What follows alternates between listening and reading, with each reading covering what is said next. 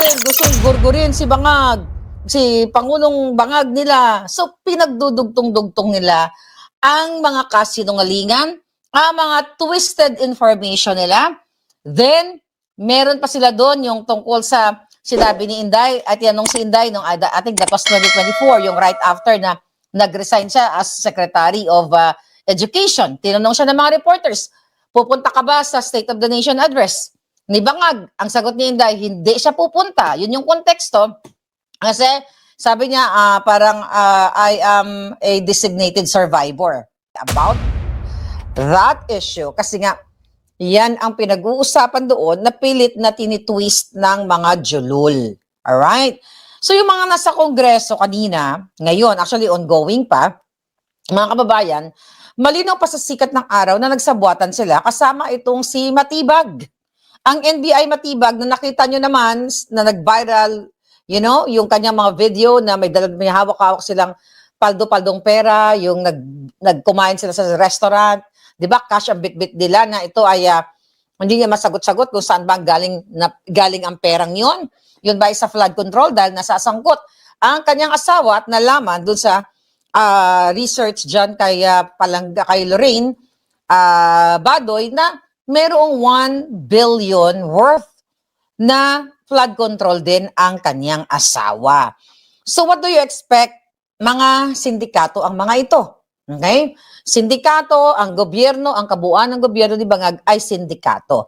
Dahil nga hindi umubra si Madriaga, kasi ang intention kasi niyan mga kababayan to destroy the Duterte, especially Inday Sara sa atin na mga supporters. Wala na silang, dun sa kanilang mga bayaran, yung mga bulag nila and everything, wala na yun. Hindi na nila kailangan mag-effort yun kasi bayad na yung mga yun, di ba? Sir Zorro, Liz Vergara, you're there. Okay, thank you. Pangigorgor ang mga kalaban. Now, mga palangga. Okay. So, ano ba itong pinaglalaban natin? Sabi ko nga, bottom line, ang kalaban dito ay ang Bangag administration at ang pinupunterya ay ang Inday Sara. Hindi nga sila nakontento sa pagpadukot, pag ano nila kay Pangulong Duterte, ito ngayon. Dahil nga gusto nilang i-impeach si Inday Sara dahil nga mananalo yan.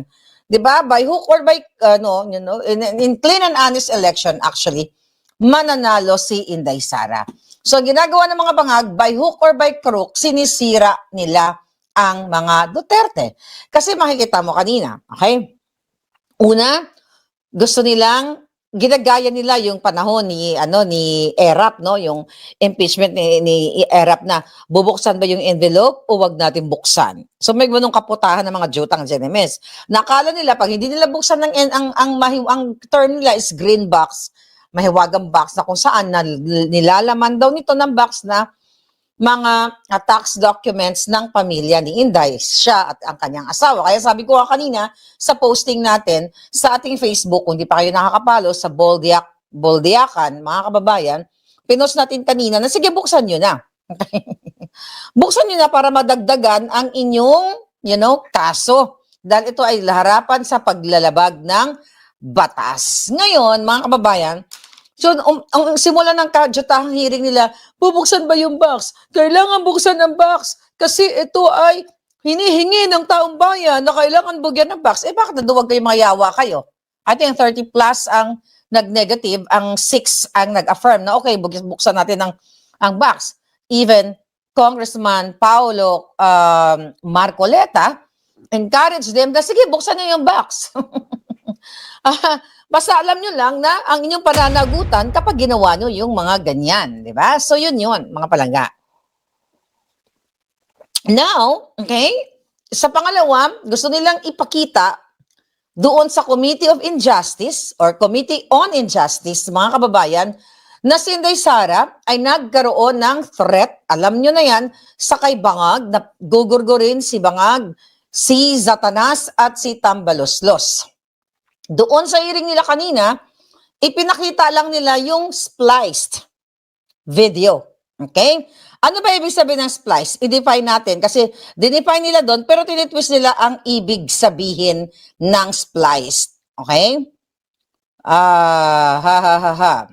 Okay? Ano ba ibig sabihin ng spliced video, mga kapalangga? Yung ibig sabihin, okay, ay pwedeng pinutol, then pinagdikit, alright, inedit. Alright, pwede rin na tinanggal yung konteksto. Alright, yun yung ginagawa nila. Tapos sabi niya, no, sabi ng, sino ba nagsabi doon? Si Garin, basta yung mga ulol doon, wag natin sila pangalan isa-isa, basta yung mga hayop doon. Dahil kino-question ni Congressman Paulo Marcoleta na ang pinakita na lang video na nagsasalta si Inday Sara na putang ina mo, bangag, di ba? Putang ina mo, putang ina nyo, ba ma-play natin, na pag ginurgur niyo ako, ganyan-ganyan, mainatasan na ako, nagugurgur sa inyo. So, ang pinakita nila doon sa spliced video na yun is really, sabi ko nga, out of context. Pinutol. Okay? Pinutol para mag-iba yung meaning, yung konteksto. Tama si Kong Pao Marcoleta doon at tama rin tayo doon. Prior to that, actually, nag-post tayo sa ating Facebook. Tapos buti na lang, ni-raise yan sa manifestation ni Kong Marcoleta. And now, dinedeny, itong si Garin, itong si Deng Vaxia Queen, dinidepensa niya na, teka muna, ano ba yung definition nitong splice na to? Hindi ba ang spliced ay yung pinagputol-putol or hindi AI? Hindi ganun ang ibig sabihin, bobang Garin. Okay? Tapos, sabi naman ni Batibag na tumanggap ng according to Lorraine Badoy, mayroong tinanggap na 1 billion na flood control. Ang mga putang ina, ang sabi, authenticated yung video na yan. Ibang ibig sabihin ng authenticated sa video na present nila, which is authenticated, iba sa spliced. Meaning, pinutol para magmukhang masama si Inday. Hindi naman magsasalta isang tao na, okay, like particularly si Inday na, putang ina mo, ganyan. Teka, ito. Pakita na natin ito. Alright? Bago ang lahat, spliced po yung video para magmukhang masama si Inday Sara sa ating mamamayang Pilipino. Pero sa totoo lang, tinry na nila, hindi sa pa rin nakukonbinsi ang taong bayan, ang karamihan, na si Inday Sara ay ganito, ganire. So, gusto ko lang malaman ninyo na yung press ko na yon noong November 2024, online actually yon, ng time na kinontempt nila ang Chief of Staff ni Inday Sara na si Chief of Staff Attorney Zulaika. Remember that? Andun ako noon, okay, sa press ko na yon. Pero ang papakita natin yung tanong ni Princess Maui. Okay? Ni Princess Maui dahil concerned siya kay Inday Sara. Ngayon, mga kababayan, kailangan kong i-play to sa inyo para hindi kayo malinlang. Alam ko, majority sa inyo hindi kayo nalililang. Yung nandito lang naman yung mga trolls na pilit na i-infect ang ating ang narrative. Here we go. Ay, teka lang, medyo maliit. Okay, so ito yon. Okay, lakayan ko lang ng konti ha. Ganyan na. Alright. Okay, play natin. Right? Okay. Play. Your hand. Princess, you're raising your hand.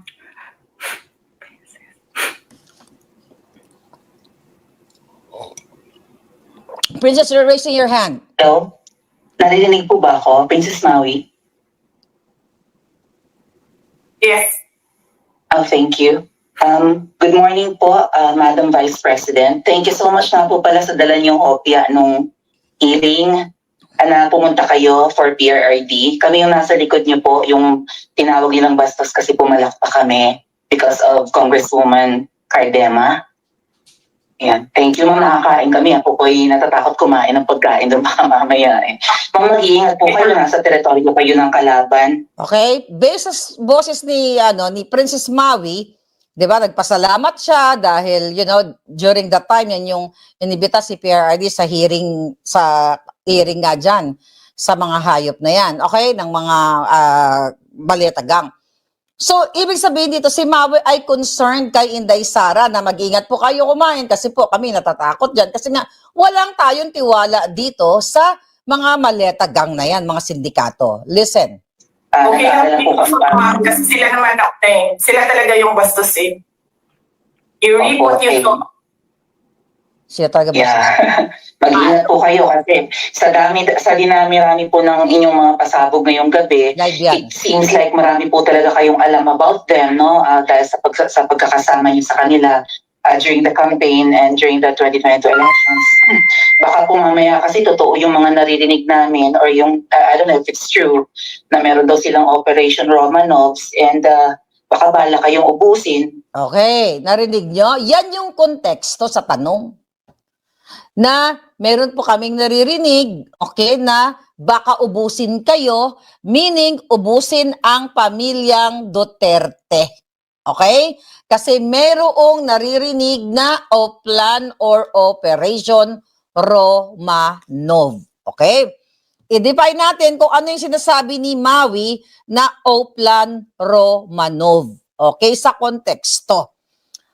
Which is, tanga yung nag-explain doon kanina, yung kulot, hindi naman lahat ng kulot-salot, pero yung kulot na salot doon sa Maleta Kongresista, sabi niya, kunyari kabisado niya yung kwento. Ayan po yung story ng mga Romanov noong 1916, di ba? Kunyari, di siya tumitingin sa notes siya, parang kunyari kabisado niya yung history. Ulul, di ba? Hindi 1916. Okay, ito babasahin ko. Dahil di tayo nagpapanggap dito na kabisado natin ang history.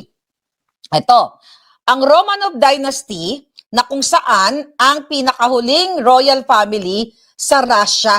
Okay, simula 1613 to 1917.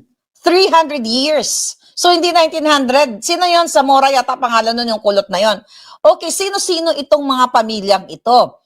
Sila ay emperor. Sila yung mga emperador. Sila yung mga parang hari ang equivalent nung time na yon bilang mga Tsar. Okay, ang tawag sa Russia. Dito, nung panahong yun, sila ay naghari sa Russia. Alright? Ngayon, ang question, bakit bumagsak ang pamilyang ito? Dahil sa sobrang kahirapan ng World War I. Alala niyo yun, wala pa tayo noon, di ba? So, naggalit ang mamamayang Russians sa pamilyang ito, ang pamilyang Romanov na naghari sa loob ng 300 taon kaya nagkaroon ng Russian Revolution. Meaning, di ba? Ang ibig sabihin nito ay pinatalsik sila yung monarkiya ng Russian family na ito, which is Romanov Dynasty, ay pinatalsik sila ng taong bayan, which is Russians. Yan ang kwento niyan. Kaya kung i-connect mo sa tanong ni Maui na mag-ingat po kayo, pinag-ingat si Inday Sara na sabi niya, mag-ingat po kayo kasi may naririnig kami na yun na may plano, yung Operation Romanov. Ito yun, na ibig sabihin, may naririnig si Maui, maaari may nagsabi sa kanya na uubusin ang pamilyang Duterte. Okay, balikan natin yung pamilyang Romanov. So dito, okay, noong 1918, ginorgor si Nicholas II. Okay? Siya, asawa niya at ang kanyang mga anak. Sino ang gumawa nito? Ang mga revolusyonaryong matatapang sa Russia na ang tawag sa kanila ay Bolsheviks. Para tuluyan ng wakasan ang kanilang pamumuno, di ba? Sa Russia. Yan ang operation. Ayan ang pamilyang Romanov. Kaya ngayon, ang sinasabi ni Maui dito, mag-ingat po kayo kasi may narinig kami na mayroong O-Plan or Operation Romanov. Actually, incomparable ang mga Duterte sa mga Romanovs. Alright? Incomparable. Ang dapat talaga dito, ang mga Romanov, yung mga bangag. Alright? Kasi sila nag-ari. But anyway, bago ako pumunta doon, ngayon, kaya mga kababayan, ang ginagawa nila ngayon, mamaya na tayo sa ibang topic. Okay, tignan natin. Tuloy muna natin. So yan, na may narinig si Maui, may nabalitaan na baka ubusin ang pamilya ng mga Duterte, kasi they're political, di ba? Kana gagawin o gagayahin ang nangyari sa Ang Russia. inyong pamilya dahil hadlang kayo sa kanilang mga balakin in the future. So mag-iingat po kayo. Kami po kasi kami ng EDSA Friday crew, kami yung bumababa every Friday dyan sa EDSA because we believe yan yung tamang venue sa dinami-rami na ng problema natin. Ang kaya lang naman po namin gawin ay manawagan na bumaba na yan. Bangag. Eh ano po kaya ang remedy naman ninyong mga nasa posisyon or ng mga kayang labanan itong napakarami na pong ginagawang Ito corruption at krimen laban sa taong bayan? Ano po ang pwede nyo maging remedy para matapos na ito, lalo't nagsisigaw na po ang taong bayan na mag-people power na? Yes. Huwag ka mag-alala, ma'am, sa security ko. Okay? Kasi may kinausap na ako na tao. Okay. Sinabi- Cut ko muna yan ha, kasi tinwist din nila yan yung tungkol sa security. Sulat ko lang. Sino ba nagpa si Tinyo? Tinyo yata. Sulat ko yung ulol na yun. Okay? Sabi niya ni Inday Sara, wag po kayo mag-alala ma'am sa security ko. Okay, balikan na natin para maintindihan ninyo. Alright. Sa security ko. Teka. Ito, lalo't nagsisigaw na po ang taong bayan na mag-people power na. Yes. Huwag ka mag-alala, ma'am, sa security ko. Kasi may kinausap na ako na tao. Okay. Sinabi ko sa kanya, kapag pinatay ako, patayin mo si BBM, si Lisa Araneta, at si Martin Romales. No joke. Okay? Patayin mo si BBM, si Lisa Araneta, at si Martin Romales. No. Okay. Wag po kayo mag-alala ma'am sa security ko. Sa Tagalog, wag po kayo mag-alala ma'am. Tagalog yun, sa seguridad ko. Okay? Sa safety ko. Right? Kasi may inatasan na akong tao. Balikan natin. Intindihin natin. No joke. Sa security ko. Kasi may kinausap na ako na tao. May kinausap. Sinabi ko sa kanya, kapag pinatay ako, patayin mo si BBM, si Lisa Araneta, at si Martin Romales. No joke. No joke. Nagbilin na ako, ma'am. Nagbilin si Inday. Pag namatay ako, Pinatay siya. sabi ko, huwag ka tumigil na hanggang hindi mo mapatay sila. And then he said yes. Okay. So, alam mo, ma'am, yan ang lagi kong sinasabi sa Makabayan Now nung mayor pa ako. Ang laban, wala dyan sa EDSA, ma'am. Wala dyan sa mga highway. Okay, bago ko makalimutan. Okay, kanina, pinipilit nilang itwist doon sa maletas kongresistas. May angulo sila sinabi, so, sabi ng yung Tinyo, yung NPA aligned. So, ibig sabihin na pwedeng inatasan ni Inday Sara na ang assassins daw, ang gugurgur sa kay Bangag, kay Satanas at kay Tambaluslos ay ang security detail ni Inday. Okay, kat balikan nyo. Pinipilit lang idiin yun. So, isa, maari, okay, sinagot din ni Matibag, di ba? Yung tibag ang utak ng hayop na yan, sinagot din niya na nag-agree siya na, oo, yes, posible. Na ang sinasabi ni Inday, ganito, harap-harapan talaga ang pag-fabricate, pag-splice, ipag-twist nila sa sinasabi ni Inday Sara. Dahil ang sabi ni Inday, maliwanag, wag po kayong mag-alala, ma'am, kasi wag po kayong mag-alala ma'am sa security ko. Tinwist nila yan. Wag po kayong mag-alala kasi may security ako na inatasan na gurgurin si Lisa. Ganon nila itwist ang mga putang ina kanina kaya natatawa na lang ako or kung pwede nga lang kulamin ko at nang magurgur na yung mga hayop na yon. So ganyan, kababoy. Itong maleta kongresistas na ito. Ano pa sinabi ni Inday dito? Ang laban, ma'am, nandun sa loob ng palasyo. Yan ang problema. We appreciate yung expression ninyo. I think okay na yun. Nagpasalamat na si Inday Sara doon. Okay na yan. Medyo mahaba ng konti. Alright? So yun, mga kababayan. Di ba? Talagang pinipilit na twist doon kanina. Nagkakasundo ang mga siraulo. Parang hindi naman natin alam na nakatanggap yung mga putang inang yun ng pera ng bayan para i-twist na yung statement ni Inday na wag po kayong mag-alala ma'am sa security ko. Sabi ng gunggong, dadaan sila lahat doon. Lalo na yung Tino na yon. Okay? O sino pa ba? Lahat sila doon. Halos lahat nag-agree. Na sinasabi na posible ba na ang ibig sabihin ni Sara Duterte na ang sinasabi niyang security, excuse me, security ay security niya yung isa sa mga security detail niya or dating AFP. kung nanood kayo. So, pilit nilang tinitwist, mga kababayan, ang pinakita nila, hindi yung buong video, ang pinakita lang nila, yung putang ina mo, Lisa, ganyan-ganyan. Ito yun. Ay, hindi. Actually, hindi pa pala tapos to. Sorry. I have to show it to you. ng disgust, ng pagkamuhi, ng hopelessness, kasi it reflects kung ano yung nararamdaman ng marami, milyon.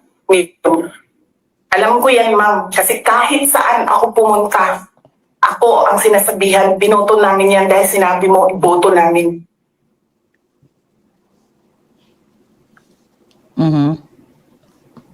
So, yes, ma'am.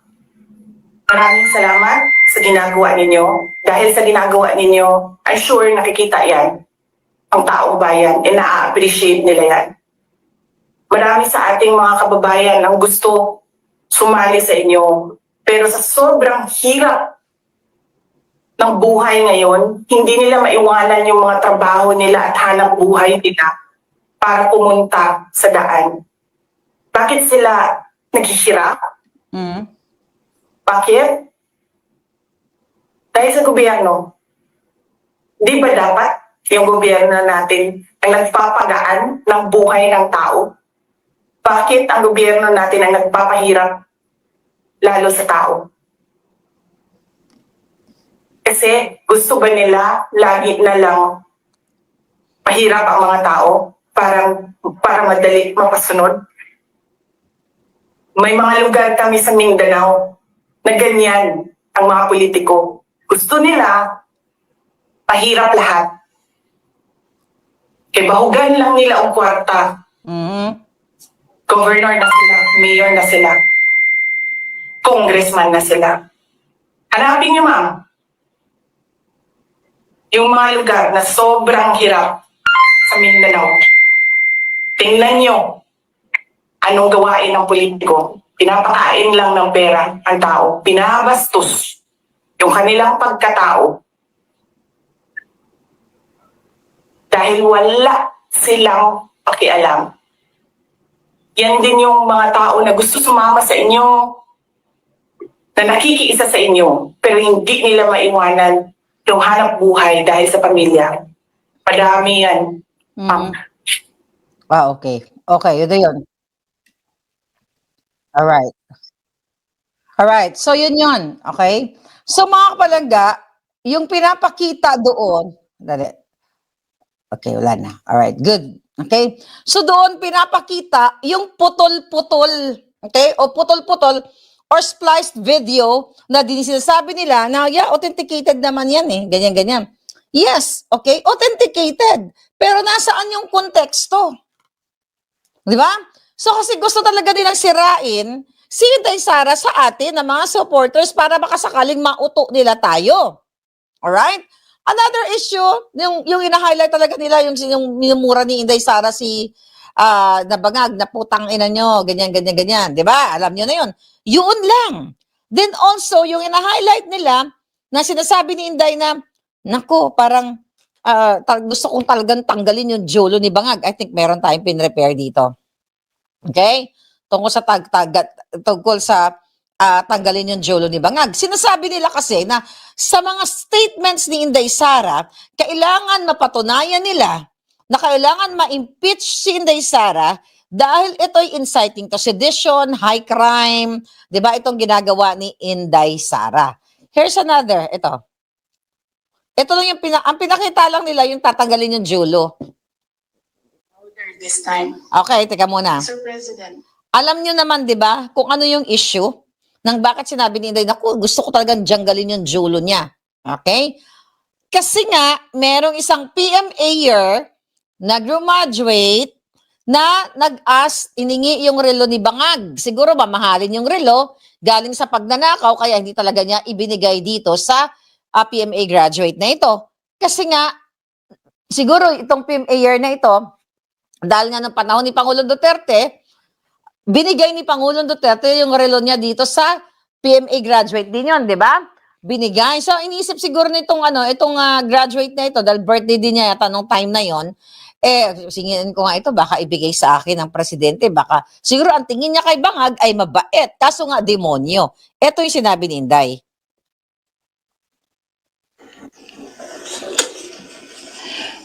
Inulit ng bata, louder this time.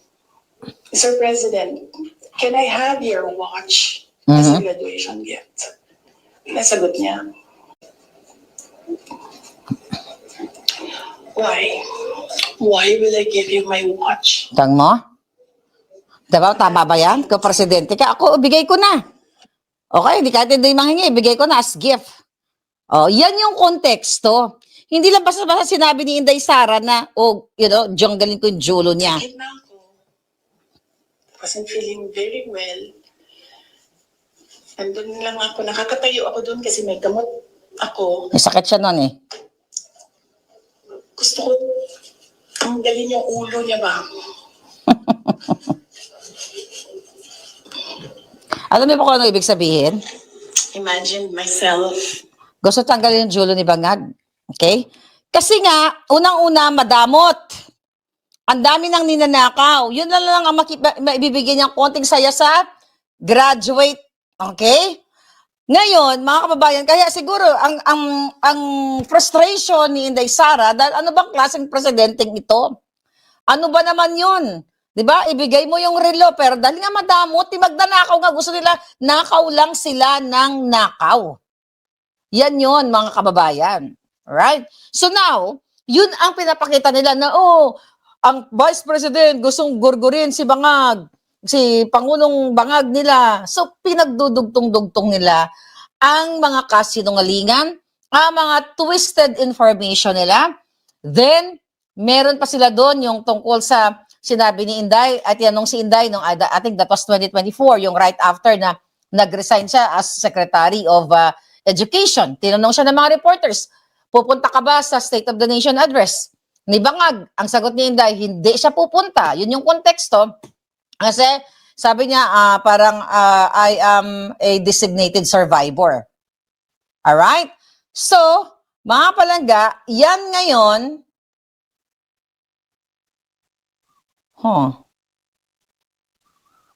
wait lang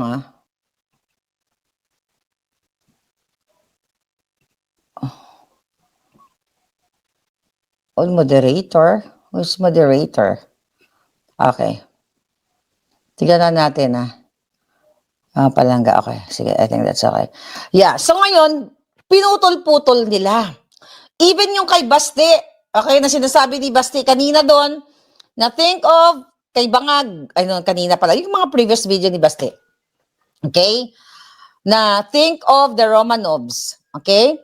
Think of the Benito Mussolini. Think of what happened to you in 1986. And sabi niya, will continue. Sabi niya, you have to consider to that direction. Sabi niya, you have to consider that direction that you are taking. Ibig sabihin ni Basti doon, na baka magalit ang taong bayan at ito ang mangyayari sa inyo. Di ba? Pero tinitwist nila na yung gagawa ng gurgur ay ang mga Duterte. Well, anong expect mo?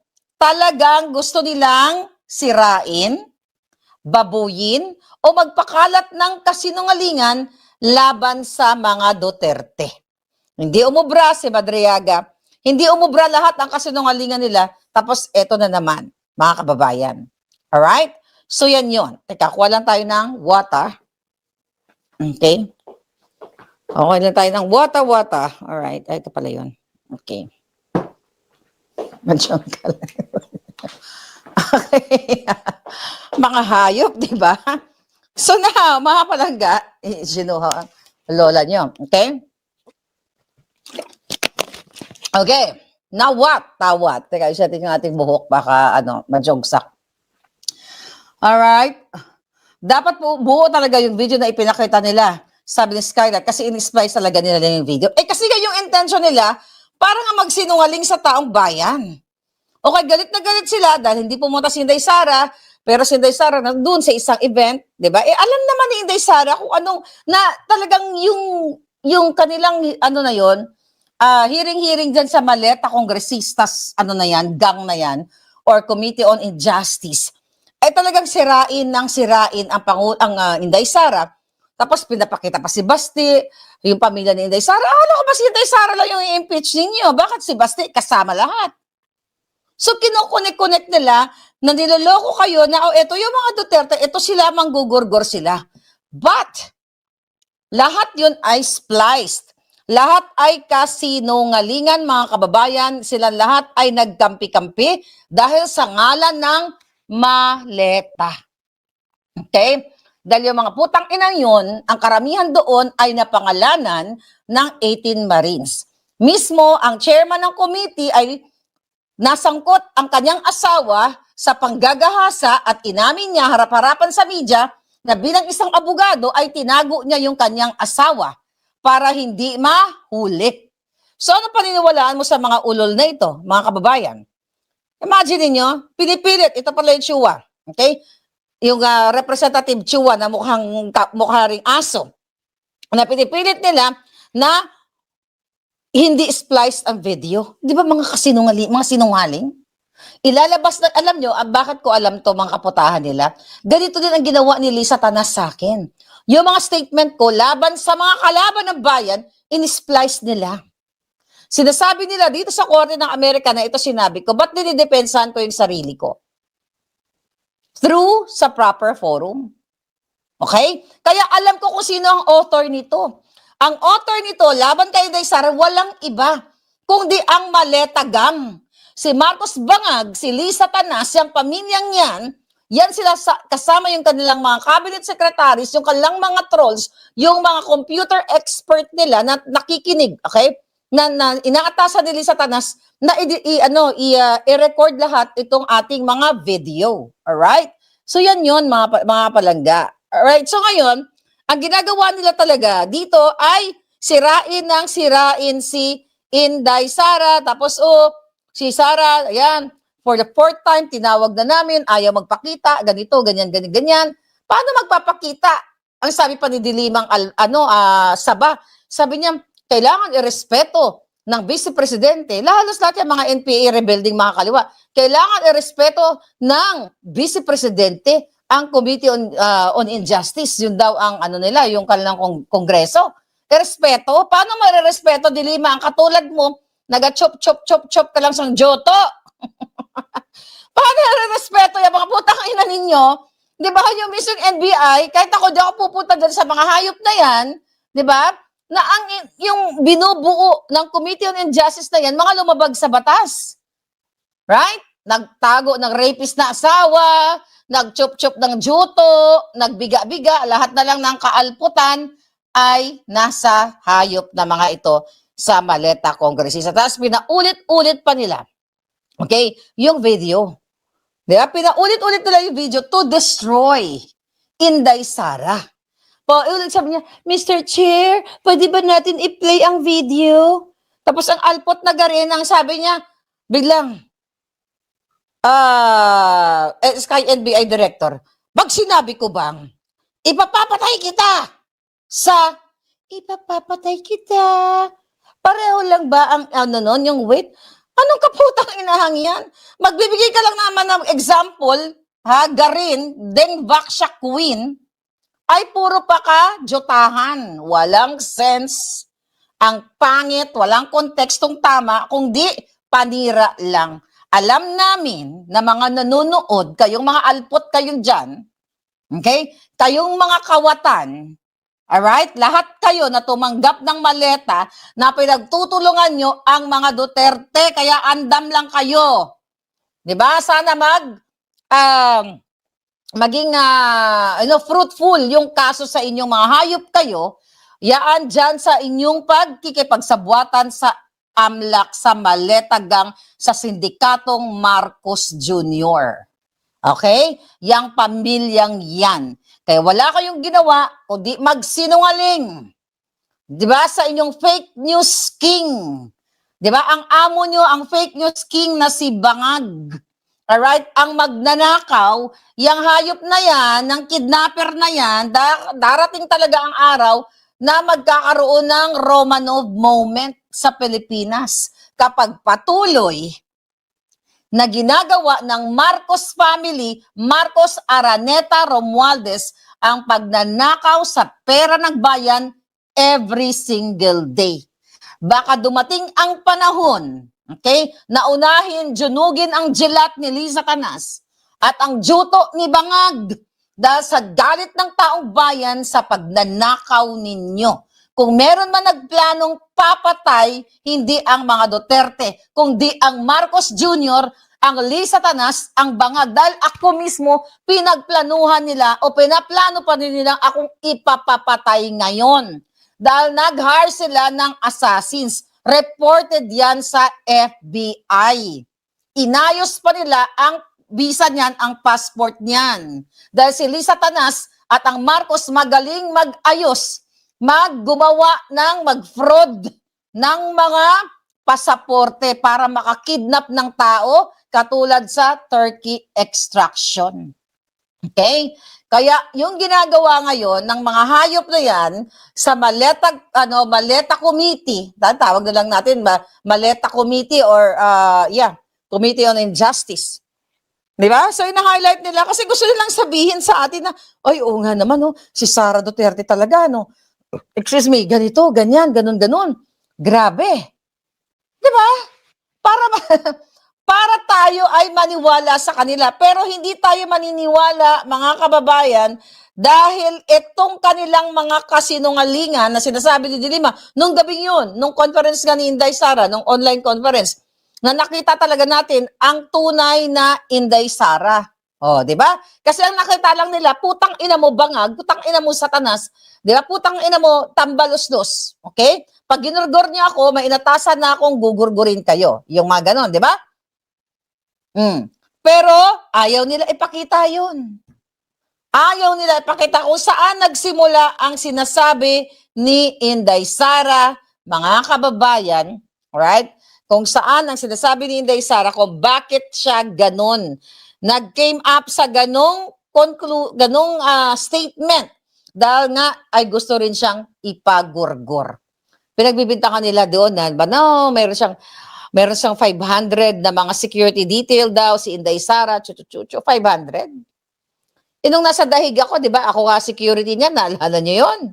Ako nga nag-worry, nag-volunteer naman ako.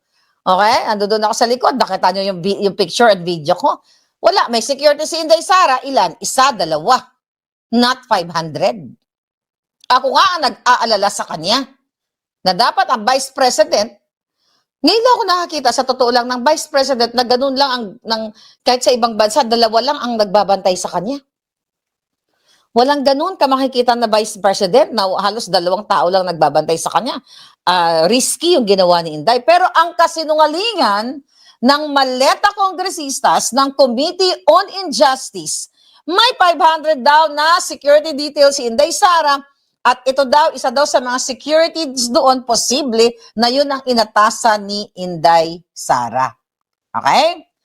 Paulit-ulit nilang pinlay ang pagmumura ni Inday, das sinight pa nila doon yung mga article from international at sabi nga nung Rene Ko na NPA aligned, mga kababayan, ayan may balita sa Reuters. Parang sa igit lang. Di ba nagdudungon-dunungan kayo? Di ba mag-practice kayo? Hindi po Reuters yun. Reuters po yun, Reuters. Hindi man tayo perfect, pero yung mga hayop na to, akala mo ang gagaling, Mr. Chair, nabasa ko po, inilabas po sa Reuters. Ang putang ina, nag-review ka ba? Yan kasi, kapag hindi galing sa'yo yung script, iba kasi pag alam mo yung sasabihin mo. Right? Sabi ni Kato Bisirenico na mukhang tinubuan ng Juljul. Iba yun eh. Kasi nagbabasa lahat sila ng script doon. 'Di ba? Binabato lang sa kanila yun eh, na ito. Kasi hindi yun galing sa utak nila. Kaya pag nagbasa ka ngayon, dahil hindi mo pa na-practice, ano ba ang tunay na basa? Hindi mo na-research kasi kung handa sila, during that Senate kadyutahang congressional maleta hearing, mga kababayan, alam nila yung mga sasabihin nila pero hindi nila alam. Okay, hindi nila alam na personal nila kasi yun ay script. Baka nga si Lisa Tadas habang nagko-committee Chuba Chucho yun, nagtatype ito, ibato mo kay Renico, ibato mo kay Dilima, o ibato mo to. Ganyan ang ginagawa nila. Nanonood sila, ito yung sagot mo. Ayan, ayan, ayan. Just a text away, di ba? Just a second away. Di ba? Oh, sabi nila isa pa yung asawa ni Ace Barbers. Yun ba yun? Yung mukhang retokada, yung Bernadette Barbers? Take note, hindi yan sa Surigao noon, taga Maynila yan. Yung mukha noon, mukhang punong-puno ng formalin ng pagmumukha eh. 'Di ba? Yung mukha niya. O isa pa 'yon, lahat 'yon mga kababayan. Alright? Oh. Kasi gusto nila sabihin na yung mga binanggit ni Inday Sara ay impeachable offense. Okay? Lahat 'yon ay para ma-impeach si Inday Sara at masira si Inday Sara. Kaya sa unang salvo pa lang na sinasabing bubuksan nila ang box from BIR, natakot ang mga putang ina. Kung matatapang sila, dapat binuksan nila yon para makita din natin kung ano na naman ang fabricated na mga tax chuchu-chuchu. Tapos ngayon, mga kababayan, pinanindigan ni Luis Tro na nagtago ng asawa niyang sangkot sa panggagahasa, di ba, Kadiri? Dapat nga, nire-Romanov talaga lahat ng mga rapist. Di ba?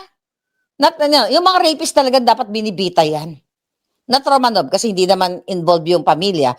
Pero, but si Luis Tro umamin na tinago niya ang asawa niyang nasasangkot sa panggagahasa. Dapat ang nagtago, kung may bitay, dapat nabitay din. Diba? Dapat bitayin din yung mga hayop na yan. But again, we all know, mga kababayan, alam natin, okay, na ang ginagawa talaga nila ay sirain si Inday Sara. Yun lang at wala nang iba. So, kahit ano pang kadyutahan nila, okay, na sinasabi, protektahan daw si Bangag, dahil may death threat. Putang ina. Di ba, protektahan si Bangag. Kahit anong protektan nyo, pag mamamatay na yan, mamamatay na yan. Pag magugurgur na, magugurgur na. Malay nyo, biglang tumulo ang mga dugo niya lahat. Dahil, di ba, nakita naman natin, tumulo ang gum niya, yung ilong niya, right? So, ang puprotektahan natin si Inday Sara, hindi si Bangag. Okay? Actually, protektado na yung hayop na yan. Nagbigay na nga ng mga maleta eh. Ninakaw na ang pera ng bayan, binayaran na ang AFP, binayaran na ang PNP para secure ang kabangagan niya. Saan ka nakakita? Only in the Philippines. Na pinoprotektahan ng mga senador, ng mga kongresista, ang isang adik na presidenteng magnanakaw, kawatan lahat. Sabi nga ni Eloisa, their script is not scripting.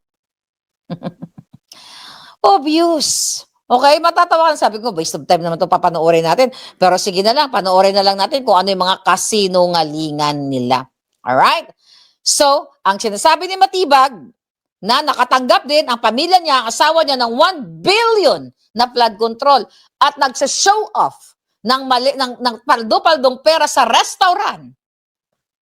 Itong putang inang ito, dapat itong mga to ang binibitay patiwarik sa pagnanakaw sa kaban ng bayan, kaya dapat talaga maibalik ang bitay, maibalik ang gurgur para maubos silang lahat. Lahat ng magnanakaw dapat binibitay or stone to death yung mga hayop na yan dahil sila ang nagpapahirap sa inyo. Tingnan mo, harap-harapan diyan sa Committee on Injustice, nagkakasundo sila na ang sinabi ni Inday na, huwag ka mag-alala, ma'am. Okay? Huwag ka mag-alala sa security ko, ma'am. Hindi naman sinabi ni Inday na huwag ka mag-alala, ma'am, nakausap ko na yung security ko. Hindi ganoon. Pero kahit nagmumukha silang tanga, bobo at mga demonyo, ipinagpapatuloy pa rin nila ang kasinungalingan, okay, sa laban kay Inday Sara. But hindi sila magwawagi hanggat may maharlika, hanggat may nagtatanggol kay Inday Sara, hanggat nandiyan kayo, mawawala din sa mundo natin ang mga bangag. Dahil sila ang tunay, yung mga tumanggap ng baletang yan, ang tunay na nagpapakasasa sa pera ng bayan. Sabi ko nga, hindi banyaga ang nagtraidor sa atin. Ang nagtraidor sa atin yung mga katulad ng mga nandyan sa Committee on Injustice, nandyan sa Bangag Syndicate o sa lahat ng mga hayop na yan. Right? Plunder scandal of the Philippines. Record-breaking, pang Guinness World Book, sabi ni Shera. Alright? So ngayon, mga palangga, okay? Ano pa sinasabi ng mga hayop na ito? Ito naman si Janice Digamo na mukhang nauntog ang mukha niya sa ano to, namaga. Namaga siguro sa kalalamo ng anong nilalamo nito. Alright? Kapag may, yun, kinukunik naman niya si Inday Sara kay Teves. Okay? Ang sinasabi naman ito ni Digamo, kapag may kinalaman sa banta ng buhay, kahit may kasamang kondisyon, kailangang seryosohin. Doon na sa binanggit ni Inday Sara at sinasabi niya dahil binisita, hindi pa naman na-confirm yun, gawa-gawa lang naman ni Remulla yun na binisita ni Inday Sara si Teves. Granting na binisita ni Inday Sara si Teves. Hindi ibig sabihin, mga kababayan, ay hindi na siya pwedeng bumisita dahil sinabi, pinagbintangan o pinuturo ni Digamo na si Teves ang pumatay sa asawa niya. Napatunayan na ba na si Teves ang pumatay? Hindi. Statement niya, di ba? Hindi nga natin alam. Baka pamilya niya ang nasa likod niyan at ibintang kay Teves dahil hindi pa tapos ang kaso. So gusto niyang pigilan ang Vice Presidente na dapat hindi dalawin ni Inday si ganito, si ganyan. Kasi sa narrative nila, sa posisyon nila, si Teves ang gumurgur sa asawa niya. Imagine mo, dictatorship talaga. Cancel culture na very kakampwet, very bangag, very pulahan at dilawan.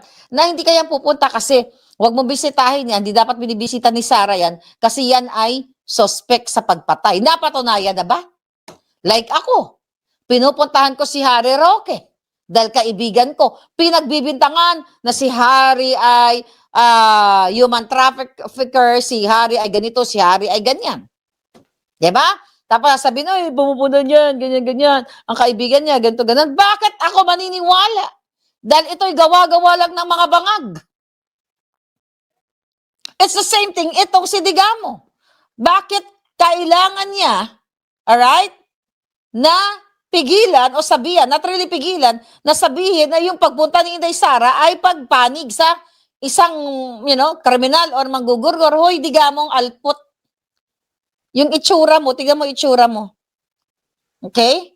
Yung itsura mo, ano ba yan? Tao ba yan? Yung pagsuporta mo kay Marcos Jr.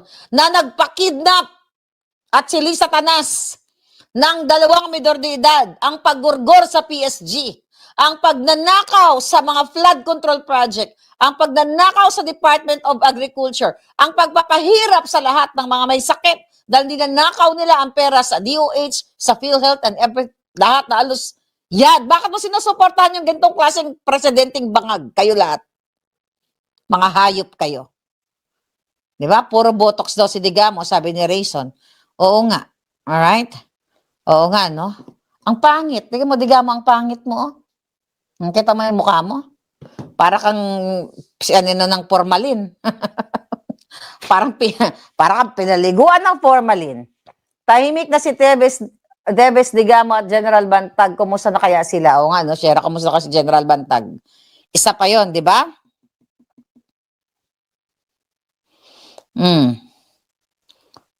Wala, puro gusto nilang patunayan doon sa Senate hearing na yon tungkol sa threat na yon. Alright? Ang bottom line natin, mga kababayan, ang tunay, ay ongoing pa rin kanilang mga hearing, ayaw nilang tigilan si Inday Sara, okay? Tapos sinasabi nila, ito, House panel finds probable cause in VP Sara impeachment complaint. So mayroon daw probable cause. Sige, i-forward yun na yan sa Senadong mga hayop kayo. Sabi dito, sa pamamagitan ng 1 minute ago, unanimous vote, nagdesisyon ang Committee on Injustice na may probable cause o sapat na basihan sa 2 impeachment complaints laban kay Vice President. Ay, expected naman natin yan. Wala nang bago yan, di ba? Wala nang bago yan, mga kababayan, habang sila ay nagtutulong-tulong para sirain si Inday Sara. Ang Inday Sara ay nasa Laguna. Okay?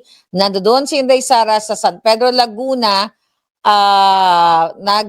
Ito. Saan to? Tingnan natin to. Balita. Ayan si Inday Sara. I think, may pinuntang event. Di ba? Pang-asar. Pang-asar. Ayan. Ano to? Ba't walang sound tong event na to? Laguna. Okay. Yeah. Ano ngayon? Okay.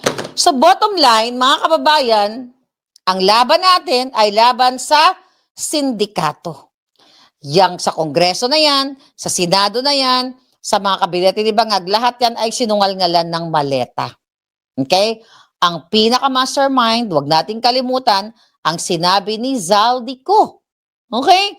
Na si Bangag Jr., si Sandro Marcos, si Lisa Tanas Marcos, si Martin Tambaloslos, si Pangandaman, ang mga Bersamin at lahat ng mga kasabwat ang nagnanakaw sa pera ninyo sa flood control. Hindi 150 million na binabato kay Inday Sara, kung hindi bilyon-bilyon at aabot pa sa trilyon.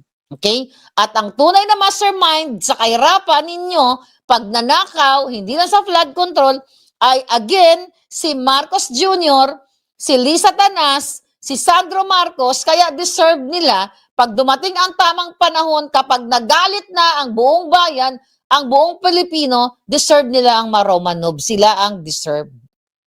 Okay? Hindi ang mga Duterte ang gagawa ng ganong sinasabi nila na ang gagawa para magurgor sila. Sino ba ang may record ng pumapatay? Hindi ba ang mga Marcos? Di ba mismo ang mga dilawan ang nagsabi niyan na si Amy ay may pinagurgur? Di ba? Yang mga kakampi nila ngayon, yan sila Dilimaw na yan, ang nagsasabi na mga mamatay tao ang mga Marcos at pinapatay si Ninoy. Pero ngayon, di ba? Sobrang close na yung mga hayop. Kasi pareho nga sila ng common denominator, parehong vested interest. Ang may record po ng pumapatay o gumugurgur, walang iba kundi ang Marcos family. Marcos Romualdez Araneta. Yan ang may record ng kaputahan, record ng pagnanakaw, record ng kamatayan ng ating mga kababayan. It's the same thing with the Dilawan. Panahon ni Cory, di ba? May nangkandamatay na mga farmers. So, iisa sila. But sa panahon ni Pangulong Duterte, ano ang binabato kay Pangulong Duterte? Na nanggurgur daw ng mga inosente. Pero yun ay kasinungalingan dahil ang mga nagurgur, okay? Ang mga nagurgur, majority doon ay talagang palaban, lumalaban at gusto talagang may patayan. Nakita nyo? Saan ka nakakita na Presidente Duterte na nirehab ang milyon-milyong mga Pilipino na nalulung, nasadlak sa droga, nasadlak sa pulburon? Nakatulad ni Bangag Jr.